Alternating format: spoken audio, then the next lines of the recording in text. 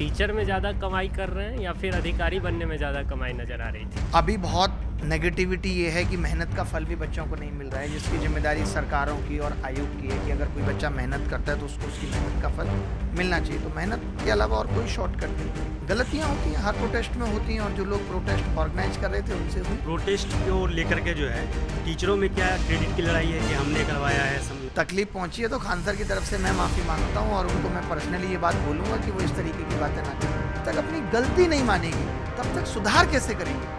वो ये मानते ही नहीं कि उनसे कुछ गलत हुआ। मैंने खाली इतना ही कहा कि युवा फटेगा। जैसे 24 तारीख वाला प्रोटेस्ट हुआ तो युवा फट ही रहे थे। मेरा ऐसा राजनीति में कोई इंटरेस्ट नहीं है, क्योंकि इतनी गंदगी है और वहाँ जाकर के उस गंदगी को साफ करना, मुझे ऐसा लगता है कि मेरा काम सत्ता हटाने के बजाय लगातार सत्ता जगाने का रहे तो अच्छा है। लाइव टीचिंग करते हैं और बोलते हैं जय महाकाल, इसको लाइक करो, लाइक ठोको बेटो, लाइक ठोको, नहीं तो रोने भी लगते गए। तो आपको लगता नहीं कि वायरल होने के लिए आपका क्या आगे का प्लान है? क्या प्रदर्शन फिर से करेंगी या फिर यहीं पर स्टॉप हो जाएगा? अब आप कहेंगे क्या दूसरा ऑप्शन लेके नहीं चलना चाहिए कि एक लड़की जब आपके जीवन से जाए तो आप क्या दूसरी तैयार हो?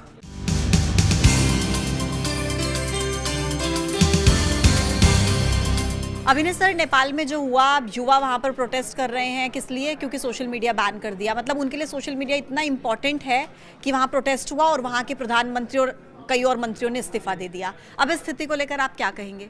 मुझे बड़ा दुख होता है कि हमारी नेशनल मीडिया, हमारे टीवी चैनल्स बिना वास्तविकता को जाने हुए और इस तरीके का न्यूज़ बना देते हैं कि ये सोशल मीडिया बैन करने का प्रोटेस्ट है। ऐसा बिल्कुल भी नहीं है। नेपाल में कई सालों से हो रहा कुशासन, मिस गवर्नेंस, करप्शन के खिलाफ प्रोटेस्ट है। सोशल मीडिया तो ये सरकार की प्लानिंग थी, उनको मालूम था कि ये बड़ा प्रोटेस्ट होने जा रहा है। देश में बहुत बड़ा प्रोटेस्ट हुआ है, संसद भवन में आग लगा दी गई है, वित्त मंत्री जी को सड़क पे दौड़ा दौड़ा कर पीटा गया है, जो इतने सालों से उनके यहाँ टैक्स से खेल रहा होगा। तो ये ऐसा नहीं है कि सिर्फ जैन जी इतना पागल हो गया है कि यूट्यूब बंद हो गया है तो वो चिड़चिड़ा गया है और एक दिन में इतना बड़ा प्रोटेस्ट हो जाएगा कि प्रधानमंत्री को नेपाल छोड़ के भागना पड़ेगा। बहुत दिनों से चुनाव जीतने के लिए जब जब सरकारें बड़े बड़े वादे करती रहेंगी, लोगों को फंसाती रहेंगी कि हम ऐसा कर देंगे, वैसा कर देंगे, तो एक दिन फटेगा। श्रीलंका में आपने देखा, बांग्लादेश में आपने देखा, और अब आप नेपाल में देख रहे हैं। तो ये एकदम गलत है। ये जो सोशल मीडिया बैन है ना, ये प्रोटेस्ट को रोकने के लिए, जो प्लानिंग लोग कर रहे थे उसको रोकने के लिए बैन लगाया गया, और उससे चिंगारी और भड़क गई और वो रोक नहीं पाए। तो ये जो सोशल मीडिया वाली खबर है, ये उतना बड़ा आधार नहीं है। नेपाल में बहुत सारी गलत चीज़ें हो रही थी जो देश की जनता ने नहीं स्वीकार किया, और इससे बाकी देशों को भी सीखने की ज़रूरत है जो आसपास हैं। अब आप देखिए ना, नेपाल ने, बांग्लादेश ने श्रीलंका से नहीं सीखा, नेपाल ने बांग्लादेश और श्रीलंका दोनों से नहीं सीखा कि भाई जनता अगर भगवान बनाना जानती है तो 2 मिनट में ज़मीन पे दौड़ा दौड़ा के मारना भी जानती है, क्योंकि लोकतंत्र है। अभिनय सर, न्यूज़ रूम में आज बहुत सारे ऐसे एम्प्लॉयज़ हैं यहाँ पर जो काम करते हैं, जो आपसे कुछ सवाल पूछना चाहते हैं, और एक एक करके हम उनके सवाल लेंगे। सबसे पहले हेलो अभिनव सर जी। मेरा सबसे पहला सवाल ये है कि आप टीचर में ज़्यादा कमाई कर रहे हैं या फिर अधिकारी बनने में ज़्यादा कमाई नज़र आ रही थी? अधिकारी बनने में नहीं, कमाई तो अगर मैं देखूं, कमाई पैसे के रूप में पूछ रहे हैं। अब जैसे लोग कमाने की बात है तो शिक्षक बन के बहुत सारे लोग कमाए, और जब आप लोग कमाते हैं तो पैसा भी उसी प्रोपोर्शनेट में आता है। तो सरकारी नौकरी और इसका कंपैरिजन तो हो पाना संभव नहीं है, बहुत बड़ा गैप है। बट शुरुआत वहीं से होती है जब भी आप जीवन में कुछ बड़ा करना चाहते हैं। कोई भी बच्चा पैदा होने के साथ साथ या 10th 12th करने के साथ साथ नहीं समझ पाता है कि उसके जीवन की राह क्या होंगी आगे, किसी को भी नहीं पता होता है। जब हम दिल्ली आए थे तो हमें भी ये था कि एक सरकारी नौकरी लेनी है। सरकारी नौकरी लेके समझ में आया कि नहीं यार, अभी दिल में बेचैनी बनी हुई है, यानी सफल नहीं हुए हैं, सफलता के दूसरे पैमाने हैं, कुछ और चाहिए लाइफ में। तो नौकरी छोड़ दी, फिर पढ़ाना शुरू किया। कहते हैं ना कि वो काम करना चाहिए जिसमें आपको बहुत मज़ा आ रहा हो। फिर पढ़ाने के साथ साथ देखा कि बच्चों की समस्याएं ज़्यादा हैं, पढ़ाने में भी वो सार्थकता नज़र नहीं आ रही, क्योंकि बच्चों को हम उनकी मंजिल तक नहीं पहुंचा पा रहे। तो फिर सरकार को जगाने का काम भी किया, साथ साथ अभी भी कर रहे हैं। तो सर, एसएससी या किसी भी कॉम्पिटिटिव एग्ज़ाम की तैयारी करने वाले छात्रों के लिए आपके नज़र में सबसे अच्छा मतलब क्या महत्वपूर्ण ध्यान उनको रखना चाहिए? ध्यान कुछ नहीं, देखिए हर एक चीज़ का एक ही मंत्र है, मेहनत, और वो दिन रात करनी पड़ेगी। अभी बहुत नेगेटिविटी ये है कि मेहनत का फल भी बच्चों को नहीं मिल रहा है, जिसकी जिम्मेदारी सरकारों की और आयोग की है कि अगर कोई बच्चा मेहनत करता है तो उसको उसकी मेहनत का फल मिलना चाहिए। तो मेहनत के अलावा और कोई शॉर्टकट नहीं है। हेलो सर, मेरा नाम मेघा है। सर अभी इंटरेस्टिंग सा सवाल इंटरेस्टिंग सा तो नहीं, मेरा सीरियस सवाल है कि सीरियस आप लग तो नहीं है सीरियस नहीं, ठीक। मुस्कुराते हुए सीरियस सवाल कौन पूछता है? हम पूछते हैं सर मुस्कुरा, ताकि सामने वाले को बुरा भी ना लगे। तो और उसकी झंड भी हो जाए। नहीं ठीक है, तो सर सबसे पहले सवाल तो यही है कि अभी हाल ही में जो प्रोटेस्ट हुआ था तो स्टूडेंट को साफ तौर पे बोला गया था कि 5 बजे तक प्रोटेस्ट करने का अलाउ है, फिर भी उन्हें रात भर रोका गया, लाठीचार्ज हुई पुलिस ने, जो भी बाकी सब तो मीडिया में आपने देखा ही होगा। तो क्या यहाँ पर स्टूडेंट के कंधों पर रखकर राजनीति करने की कोशिश की जा रही है, अपना पर्सनल एजेंडा या पॉलिटिकल जो एजेंडा है वो पूरा करने की कोशिश की जा रही है यहाँ पर? नहीं, मैक्सिमम प्रोटेस्ट में ऐसा होता है कि पॉलिटिकल वाले सोचते हैं कि हम फ़ायदा ले जाएं। सबके अपने हित तो होते ही हैं। सरकार ने भी आरोप लगाया है कि टीचरों के भी अपने हित थे। तो आपने ऐसा कहा ना कि रात पर रोका वाली बात तो सही नहीं थी, बट ये था कि यहाँ दूर से बच्चे आए हैं। मैं खुद भी आपने अगर मेरा वीडियो देखा हो तो मैं भी इस चीज़ के खिलाफ था कि अगर 5 बजे तक की परमिशन है तो सरकार के साथ रहते हुए और पुलिस से सपोर्ट लेते हुए ही आंदोलन करना आज के दौर के हिसाब से सही है। क्योंकि देखिए, आंदोलन करना पर्पज नहीं है। आज बहुत सारे एग्जाम्पल आप सुनते हैं, बिहार में भी पीएससी का प्रोटेस्ट हुआ, कोई परमिशन नहीं थी, आंदोलन हुआ ना, आंदोलन का रिजल्ट क्या निकला? तो मैंने उस आंदोलन से सीखा कि आंदोलन को भी सही ढंग से करने की ज़रूरत है। हम कभी नहीं चाहेंगे कि बच्चों के ऊपर लाठियाँ चलें, कोई भी नहीं चाहेगा शिक्षकों के ऊपर लाठियाँ चलें। तो क्यों ना अपनी बात भी मनवा ली जाए और तरीका भी ऐसा हो जो कानून के दायरे में रह के हो। तो मैं भी उस चीज़ के खिलाफ था। तो गलतियाँ होती हैं, हर प्रोटेस्ट में होती हैं, और जो लोग प्रोटेस्ट ऑर्गेनाइज कर रहे थे उनसे हुई हैं और उनको भी समझ आई ये बात। सर मेरा नाम अक्षय है। सवाल यहीं से शुरू करते हैं जहां आपने ख़त्म किया था कि प्रोटेस्ट। कमाल के जर्नलिस्ट हैं कि सवाल ये वहां से शुरू करना जानते हैं जहां पे अपना आंसर हमने ख़त्म किया। मज़ा आ गया भाई, बताइए। सर प्रोटेस्ट को लेकर के जो है टीचरों में क्या क्रेडिट की लड़ाई है कि हमने करवाया है, इस तरह से कुछ है ऐसा? देखो, ये जो रिफॉर्म आएंगे ये लंबे समय तक चलेंगे और इसका फ़ायदा सिर्फ आज के स्टूडेंट के लिए नहीं होगा, आगे आने वाले वक्त में सबके लिए होगा। टीचर के क्रेडिट को कौन कितने दिन याद रखेगा? कुछ नहीं होता। मैंने 2024 प्री का रिजल्ट रिवाइज कराया खुद से, कोर्ट जा करके तमाम खर्चे के साथ। भूल जाते हैं लोग।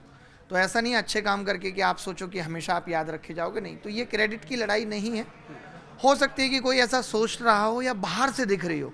कई बार चीज़ें बाहर से दिख जाती हैं, जैसे इस वाले प्रोटेस्ट में भी ये दिखा कि ये बाहर से ये दिखा कि ये लीडरशिप की लड़ाई है। बाहर से ये दिखा, बच्चों को ये लगा कि शायद टीचर लड़ रहे हैं इसलिए एसएससी हमारी सुन नहीं रही। ये सारी बातें का कोई मतलब आधार नहीं है, बेकार की बातें हैं। इन सबसे ऐसा कोई टीचर नहीं चाहता, और सबके पास भगवान की दया से इतना कुछ मिला है इस दौर में। अब आगे आने वाले वक्त में उतना तो नहीं मिलेगा। लोग भी समझदार हो रहे हैं, बच्चे भी, दुनिया भी, सरकारें भी। तो टीचर्स को इतना मिल गया है अब तक कि मुझे नहीं लगता कि अब इस चीज़ की लड़ाई उनको करनी चाहिए, रह गई है इस चीज़ की लड़ाई। दूसरा सवाल मेरा ये है, चूँकि मैं बिहार से आता हूँ तो बिहार से बिहार से मैं अच्छा, बिहार के रहने वाले हैं? बिहार के रहने आपने बोला बिहार से आता हूँ, मुझे लगा रोज आते हैं। तो बिहार से रिगार्डिंग सवाल है। हाँ। खान सर जब पढ़ाते हैं उनके कई सारे वीडियोस ऐसे वायरल हुए हैं जिसमें वो लड़कियों को लेकर के मतलब एक एग्जाम्पल देते हैं कि उनके मेकअप को लेकर के, बाल को लेकर के। तो क्या पढ़ाई में ऐसे मतलब बताना चाहिए, ऐसे उदाहरण देना चाहिए आपके ख्याल से? मैंने ऐसा कोई देखा नहीं है। अगर आपके हिसाब से मैं ये मान लूँ कि ऐसा कोई उदाहरण दिया गया है जिसमें महिला जाति को तकलीफ पहुंची है, तो खान सर की तरफ से मैं माफ़ी मांगता हूं और उनको मैं पर्सनली ये बात बोलूँगा कि वो इस तरीके की बातें ना करें। अगर ऐसा हो रहा है तो आपकी महिला मित्र को शायद तकलीफ पहुंची है, दर्द हुआ है, तो मैं उस दर्द के लिए खान सर की तरफ से माफ़ी मांगता हूँ। सर मेरा जो सवाल है वो पेपर लीक को लेके है कि हम जो देख रहे हैं कि देश में आंकड़े ना बढ़ते जा रहे हैं, उस पर आपको कहाँ पे कमी लगती है? मतलब कि सरकार की तरफ से फेलियर है, प्रशासन का फेलियर है, पुलिस का फेलियर है? क्योंकि एक बच्चा पूरे साल तैयारी करता है सिर्फ इस आस में कि उसे नौकरी मिलेगी, और उस पेपर देने से पहले या बाद में पेपर लीक हो जाता है, और इसके बाद फिर ना पता लगता है। बहुत सारे मामले ऐसे हैं कि वो दब गए, किसी को कुछ पता ही नहीं लगा। तो इसको आप कैसे देखते हैं? देखिए, पेपर लीक तो एक बहुत बड़ा एस्पेक्ट है कि फिर भी कंसिडरेशन मिलती है, लेकिन पेपर लीक के साथ साथ जो अलग अलग तरीके की चीज़ें हो रही हैं, पेपर लीक के इतने सारे साधन बना लिए, रिमोट एक्सेस। सरकार या आयोग चाहता है तो नॉर्मलाइजेशन से आपकी मेहनत को कुचल देता है। सरकार चाहती है तो 100 में 19 सवाल गलत पूछ के मार्क्स टू ऑल करके आपकी मेहनत को कुचल देती है। तो इसमें पूरी तरीके से इसके लिए सरकार जिम्मेदार है कि आयोगों की जवाबदेही सरकार को तय करनी चाहिए।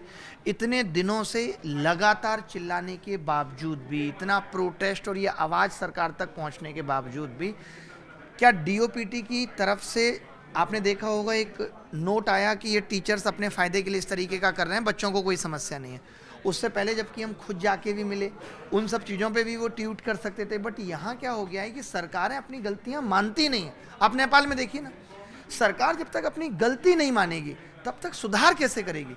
वो ये मानते ही नहीं कि उनसे कुछ गलत हुआ है। अब ये हो गया आवाज़ दबा दो, बेरोजगारी का डेटा नहीं देंगे, पता ही नहीं चलेगा कितने बेरोजगार हैं। तो जैसे नेपाल फटा है, श्रीलंका फटा है, बांग्लादेश फटा है, ऐसे यहाँ का युवा भी कभी फटेगा। इंतजार कर रहे हैं आप, उसे और कितना तोड़ देंगे? आप जब एक रबड़ को खींचते हैं, खींचते रहिए, एक वक्त के बाद वो टूटेगी और आपके दोनों हाथों पे लगेगी। तो सरकार को ये चीज़ समझनी होगी। सरकार ने इन सब चीज़ों को अपने एजेंडे में प्रायोरिटाइज नहीं किया, प्राथमिकता नहीं दे रही।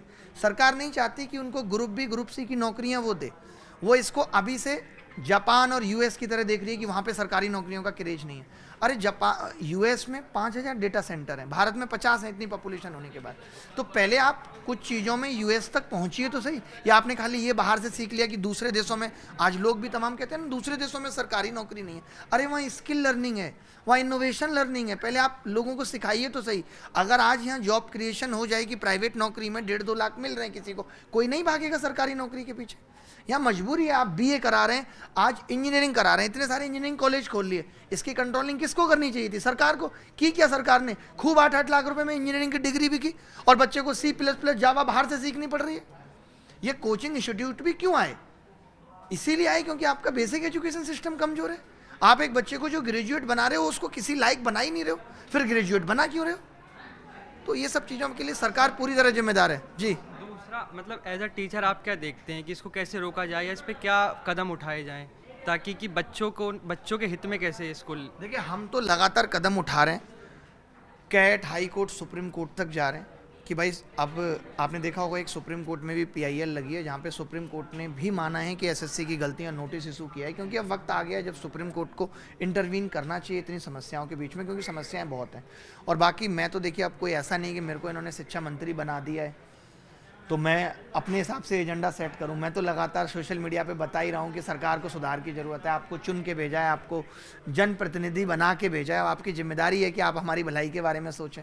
आपको ज़रूरत लगती है तो हम जैसे लोगों से पूछ लीजिए, अगर आपको नहीं समझ में आ रहा है तो, कि कैसे सुधार हो सकता है। अभी आपने कहा कि युवा एक दिन आक्रोशित हो जाएगा जैसे नेपाल में हुआ, तो सर आपको क्या, चूँकि आपको बहुत सारे युवा आपको देखते हैं, आपसे प्रेरणा लेते हैं, तो क्या आपको ये अच्छा लगेगा कि युवा उग्र हो जाए, वो भीड़ तंत्र में बदल जाए, संसद में आगजनी होने लगे?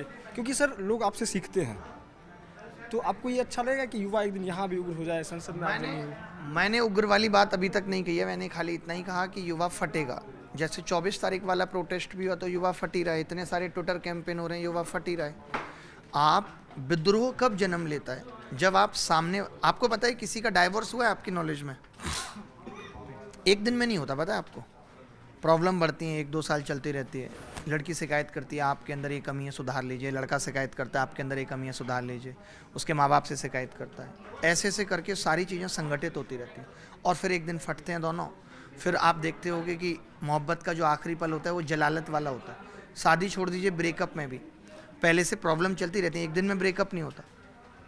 लास्ट में एकदम जलालत तक चले जाते हैं, तुमने मुझे क्या दिया, मैंने तुम्हें क्या दिया, उसी को फटना कहते हैं। तो जब आप संगठित होने दे रहे हैं चीज़ों को, आज का युवा 2023 से कोर्ट में उलझा हुआ है, 2024 कोर्ट में उलझा हुआ है। क्या सरकार की जिम्मेदारी नहीं है वो ये देखे कि इतने सारे कोर्ट केस बच्चे क्यों कर रहे हैं SSC के खिलाफ? क्या SSC में बदलाव की वाकई में ज़रूरत है? ये कह रहे थे हम CET लेके आएंगे, कॉमन एलिजिबिलिटी टेस्ट, लाई क्या ये? नहीं, क्योंकि इन्होंने सरकारी नौकरियों के फॉर्म को कारोबार का जरिया बना दिया। आज आप बताइए, UPSI का नोटिफिकेशन आता है, उत्तर प्रदेश सब इंस्पेक्टर, उसमें फॉर्म फीस के अलावा कुछ नहीं है। नोटिफिकेशन के मायने क्या होते थे?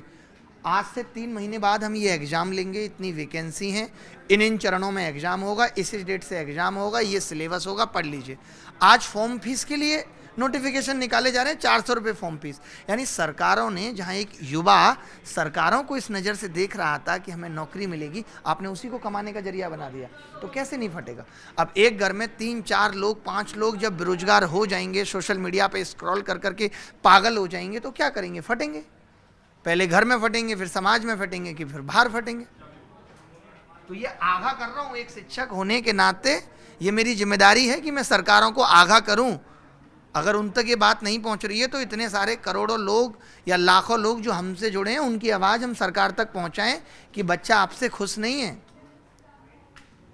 सर आपने कहा कि मैं शिक्षा मंत्री तो हूँ नहीं कि चीज़ों को ठीक कर दूं। अगर आप होते तो आप क्या करते? एक हाइपोथेटिकल सवाल है, अगर आप शिक्षा मंत्री होते तो आप क्या करते? बनना चाहते हैं आप, पहले मुझे बताइए। मतलब मेरा ऐसा राजनीति में कोई इंटरेस्ट नहीं है, क्योंकि इतनी गंदगी है और वहाँ जाकर के उस गंदगी को साफ करना, मुझे ऐसा लगता है कि मेरा काम सत्ता हटाने के बजाय लगातार सत्ता जगाने का रहे तो अच्छा है। कल को मैं किसी भी पार्टी से चुन लिया जाऊँ तो मेरा क्या होगा कि मेरे विचार उस पार्टी की विचारधारा का गुलाम बन जाएंगे, फिर मैं उसके खिलाफ कभी नहीं बोल पाऊंगा, और वो मेरी प्रकृति में नहीं है, वो मेरे नेचर में नहीं है कि मैं नहीं बोल पाऊंगा। आप देखते होंगे मैं अकेला ऐसा आदमी हूँ, आप किसी के भी सोशल मीडिया को देख लीजिए, कोई फला पार्टी का प्रो है तो कोई फला पार्टी का प्रो है, एक दूसरे को बचाने का काम करते रहते हैं। मैं यहाँ जहाँ सरकार की गलती है सरकार पे भी उंगलियाँ उठाता हूँ, और मेरा जिस दिन मन करता है कि ये विपक्ष की सरकार भी उस राज्य में ये खुद ध्यान नहीं दे रही, ये क्या करेंगे, तो मैं उनको भी बोलता हूँ। तो ये फिर राजनीति में आने के बाद संभव नहीं हो पाएगा। तो मेरा काम यही रहे कि मैं जब तक जिंदा हूँ सरकार को जगाता रहूँ, वो बेहतर है। बाकी शिक्षा मंत्री होता है या शिक्षा मंत्री को सुझाव देने का मौका मिलेगा तो मैं हर एक बात जो स्टूडेंट के कंसर्न है वो दर्द उन तक जरूर पहुँचाऊँगा। हेलो सर, मेरा कुछ ऑफ द बीट क्वेश्चन है। इंटरनेट पे कुछ टीचर्स हैं जो वायरल रहते हैं, उनमें आपका भी एक नाम है, जिनमें खान सर, नीतू मैम और विकास देवीकीर्ति। इन तीनों में आपके लिए मतलब फेमस कौन है? आपकी नज़र में रैंक 1 किसको रखते हैं आप? नहीं, यहाँ कोई देखिए रैंक 1, मैं आपको बता दूं, मैं सफलता के मायने ये है ही नहीं कि आपको रैंक 1 बनना है। जब ये हो जाएंगे तो आप ज़िंदगी भर बेचैन रहेंगे, आप कभी सफल नहीं हो पाएंगे। जिसने ये मान लिया ना कि मुझे ऊपर जाना है, मुझे ऊपर जाना है, वो समझ लीजिए वो हर दिन हार रहा है ज़िंदगी में। तो मैं जीतने के लिए कोई काम नहीं करता, या हम में से कोई भी शिक्षक जीतने के लिए काम कर ही नहीं रहा है। आपके अंदर की बेचैनी खत्म है, आप जो कर रहे हैं उसमें आपको मज़ा आ रहा है, सुकून मिल रहा है, तो आप सफल हैं। तो ऐसा रैंक 1 जैसा तो कुछ मुझे नहीं लगता, और ना ही किसी और ने सोचा होगा, ना ही हम सोचते हैं। इंटरनेट पर रैंक 1 के आधार क्या नहीं, हो सकते हैं? रैंक बहुत सारे आधार हो सकते हैं। नहीं, रैंक 1 हो सकता है गलत शब्द हो, मतलब आपकी नज़र में लगता है कि यार मुझे मेरे फेवरेट कौन से हैं इसमें, ऐसे मतलब कोई मोटिवेशन टीचर इसमें लग रहा है कि इंटरनेट पे बहुत मोटिवेशन के कोट्स आ रहे हैं इनको लेकर, यार ये मेरे लिए बहुत फेवरेट है। जब से मोटिवेशन में आए बेचारे मोटिवेशन की तो दुकान बंद हो गई जो असली में मोटिवेशन देते थे।